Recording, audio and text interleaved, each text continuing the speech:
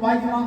நான் ஆரம்பத்திலே சொன்னேன், பரிசுத்த ஆவியானவர் உங்கள்கிட்ட இருந்தா தான் நீங்க பேசுற வார்த்தை செல்லுபடியாகும், நீங்க வாழ்க்கிற வாழ்க்கை செல்லுபடியாகும். அவர் இல்லாத வாழ்க்கை எம்டி. எப்படி பரிசுத்த ஆவியானவர் இருந்தா உங்களுக்கு எதிராக இருக்கிறவங்களா வெத்து வெடிக்குண்டோ, பரிசுத்த ஆவியானவர் இல்லைன்னா நீங்களும் யாருதான்? நீங்களும் வெத்து வெடிக்குண்டோ. ஐயோ வெடிச்சிருவான்னு பார்ப்பாங்க, கடைசியில் புஷ்னு போயிருக்கும் வாழ்க்கை. இல்லையா? அப்ப கிறிஸ்துவுடைய வாழ்க்கைங்கிறது ஒரு பயங்கரமான வாழ்க்கை. பரிசுத்த ஆவியானவர் இருந்தா தான் நீங்க பலம் கொள்வீர்கள். அல்லேலூயா. பரிசுத்த ஆவியானவருக்கு அநேக வேலைகள் உண்டு. ஆனா அதுல முக்கியமா சொல்ற 3 காரியங்கள் என்னென்னமா? பாவத்தை குறித்தும், நீதியை குறித்தும், நியாய தீர்ப்பை குறித்தும் உணர்த்துவாராம். அல்லேலூயா. கடந்த காலம், நிகழ்காலம், எதிர்காலத்தை குறித்து உங்களுக்கு தெளிவாய் கர்த்தர் பேசுவார். அல்லேலூயா. பரிசுத்த ஆவியானவர் இல்லாம போற காரியம் உங்களுக்கு வாய்க்குமா?